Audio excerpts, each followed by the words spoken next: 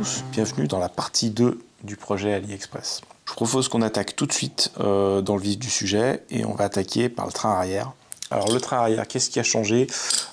C'est quoi les nouveaux plans pour ce train arrière? Donc j'ai laissé tomber le coup des cercles en PLA, d'accord? Parce que je vais avoir besoin de poids et qu'il n'y en a pas assez, d'accord? Je vais vous expliquer, on reparlera des masses tout à l'heure. On va y ajouter cette petite pièce que j'ai imprimée en PLA. C'est pour voir si ça marche. C'est simplement un rehausseur des liens arrière. Ça s'appelle de l'anti-squat en fait. Ça rehausse pas beaucoup, donc à mon avis c'est une bonne chose. La pièce, je l'ai imprimée moi en PLA.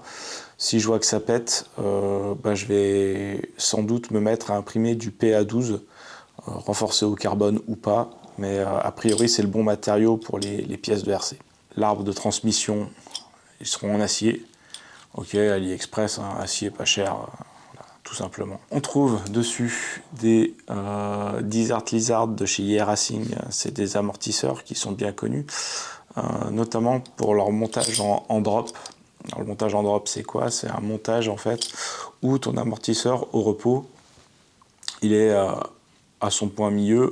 En tout cas, il n'est pas étendu. C'est un petit peu délicat à régler parce qu'il faut trouver le bon réglage pour que quand tu vas lever le véhicule, le train, les roues se décollent pas. Donc il faut trouver quelque chose, un ressort dont le tarage est à peu près égal à la masse de ton essieu. Et c'est pour ça qu'on va pas mal alourdir l'arrière. Et c'est possible.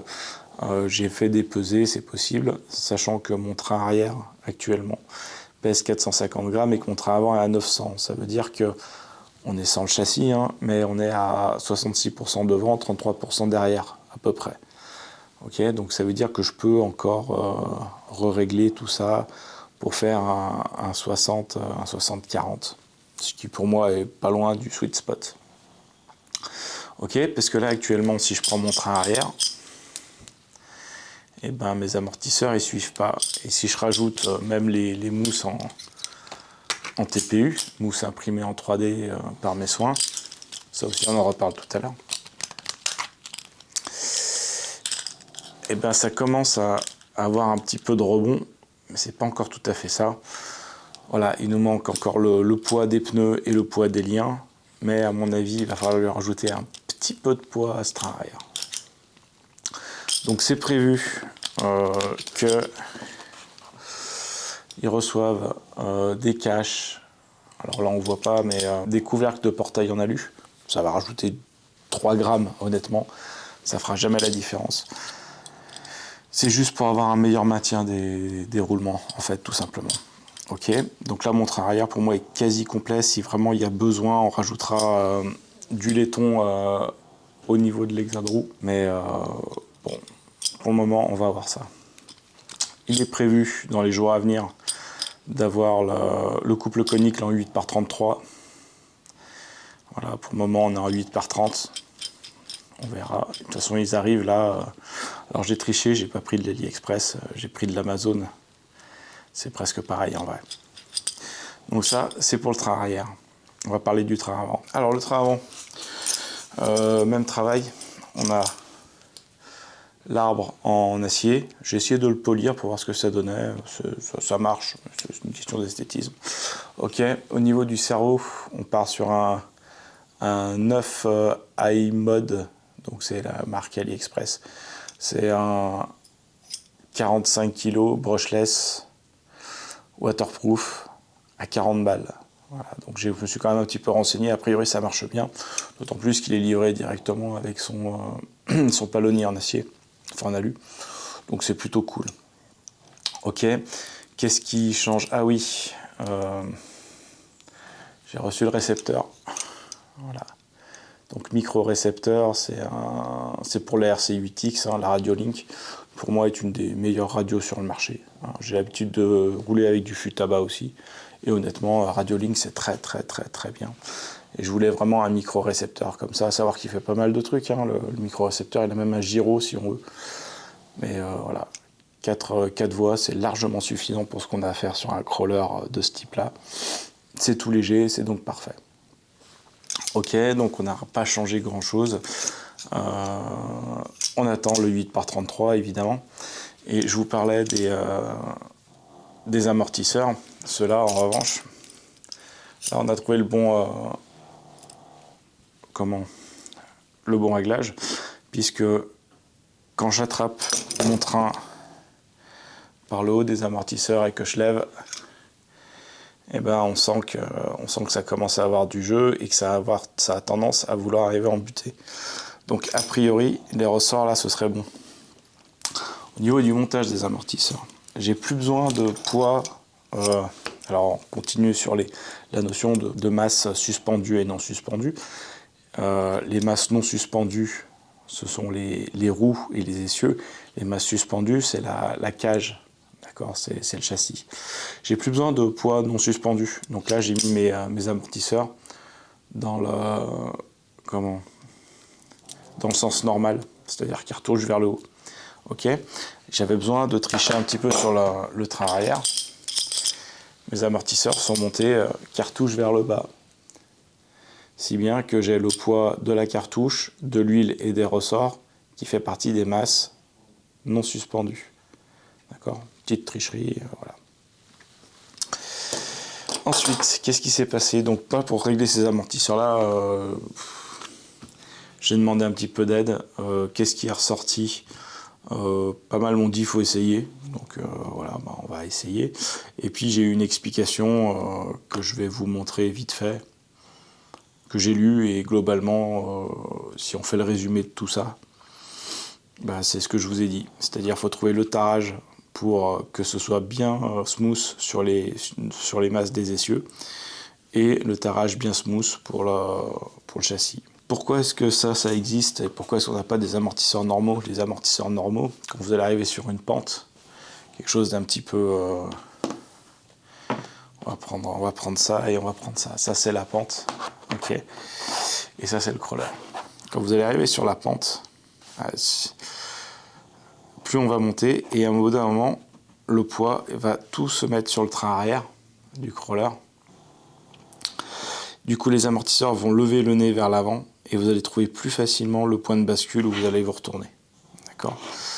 Là, l'amortisseur, il simule comme si votre cabine était plus lourde. Donc elle reste parallèle à la pente le plus possible. Et du coup, on a un retournement qui est un petit peu plus loin. Par contre, si vous tarez un petit peu trop les amortisseurs qui servent les ressorts qui servent pour vos essieux, vous vous retrouvez avec un truc qui a plus de débattement. Donc c'est pour ça qu'il faut vraiment, vraiment bien étudier son truc. Mais par contre, qu'on arrive sur quelque chose de vraiment efficace.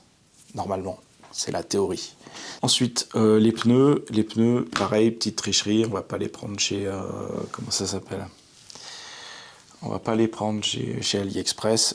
Ils viennent de Modelize 34. Je prends les nouveaux Jetco qui viennent de sortir, qui ressemblent énormément aux Fanatics. D'accord, ça va se demander si c'est pas une copie. J'ai toujours eu de très très bonnes expériences avec Jetco, je reste chez Jetco. Voilà. À l'intérieur des pneus, il faut mettre des mousses. Moi, je suis devenu addict aux mousses imprimées. Parce que vous pouvez laisser votre crawler sur ces 4 roues, il n'y aura pas de méplat. Et on a vraiment un moelleux sur la première partie, quelque chose d'un tout petit peu plus dur sur la deuxième partie.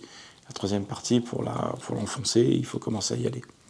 Et surtout, sur le latéral, vous êtes robuste.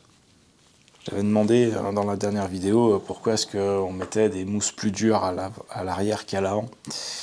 Donc j'ai eu une réponse que voilà, qui au bout de 10 minutes, j'ai compris qu'en fait, tu mets des mousses plus dures à l'arrière. Alors ça, je vous explique, ça c'est du 95A, c'est beaucoup beaucoup plus dur, mais je vais vous le montrer différemment que le 82A que j'imprime depuis peu de temps.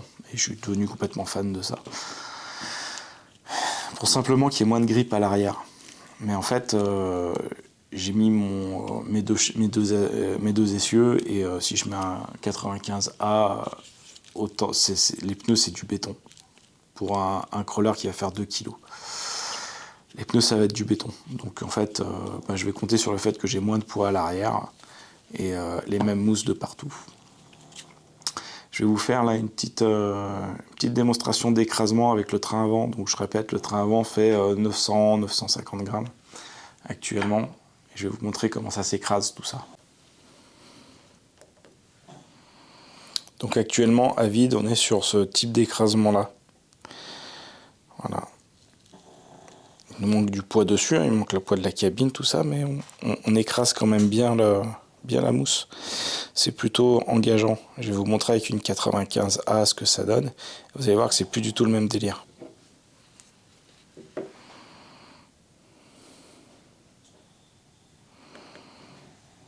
Voilà donc ce que ça donne avec un TPU un peu plus ferme.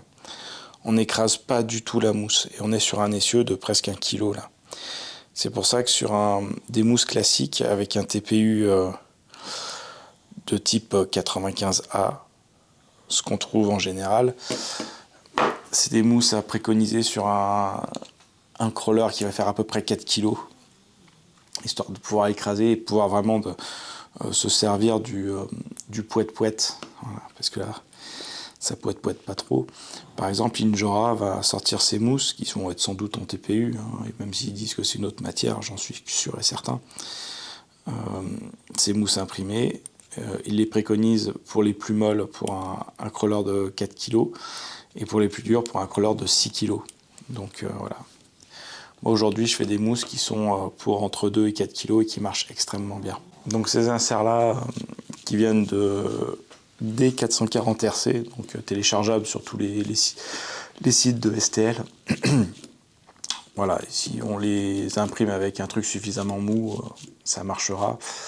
Marié avec les nouveaux Jetco qui sont faits pour des crawlers de 2 kg, donc des flancs extrêmement souples, des tout petits picots, vraiment un profil vraiment cool pour ce genre de machine. Je pense que le mariage va être très très très bien. Donc monter un projet AliExpress, c'est un peu comme faire une maquette de chez les éditions Atlas. Tu passes ta vie à chercher des pièces et surtout à les attendre. Le châssis est parti aujourd'hui. Aujourd'hui, on est mercredi. D'accord. Normalement, ça veut dire que le week-end prochain, je fais le montage de la voiture et on devrait penser à la rouler semaine prochaine, en espérant qu'il y ait un jour debout. Pour rouler tout ça, on va se servir de matos un peu cool, surtout original, parce j'aurais pu mettre un fusion, hein, mais j'ai reçu l'appel du Outrunner. Donc on monte un crawler avec un moteur à rotor externe. Avantage, c'est plus compact, c'est très coupleux, d'accord, c'est plus léger. Alors ça, c'est la grosse version. Voilà. Je pense qu'un moteur 2 fois moins épais peut faire le travail, sans trop de difficultés. D'accord. Accouplé à un ESC, en fait c'est un ESC de drone, un gros ESC de drone, qui va tourner en 32 bits, avec un petit logiciel exprès dedans. On devrait avoir les sensations d'un moteur Sensord. Simplement, sur ce genre de configuration, il faut avoir une transmission très très courte. En fait, ces moteurs-là, ils sont coupleux, mais surtout, ils sont capables de prendre des tours. Et c'est là que vient toute leur douceur, en fait.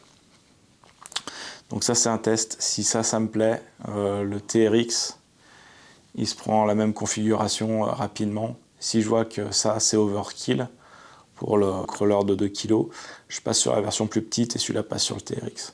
Parce que le Fusion SE est trop long, j'ai un problème d'interaction entre le Fusion SE et mon arbre de transmission.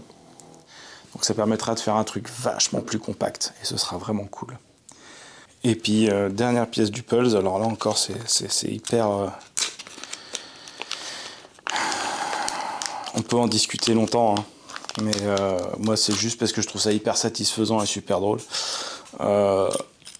Transmission courroie. Je trouve ça tellement beau à voir que je me suis dit on teste. Si je vois que ça marche pas, on changera par des pignons. Mais transmission courroie, ouais, ça me fait kiffer. Le petit Outrunner qui tourne hyper vite. La transmission courroie et les arbres qui vont tourner doucement, ça va être tellement satisfaisant à voir. Donc voilà, donc là on passe sur une phase d'attente, quelques jours. On monte le châssis, on fait une mise en route et Et on va pouvoir commencer à penser au look de tout ça aussi. C'est important le look. Je vous laisse, je vous dis à bientôt pour la partie 3.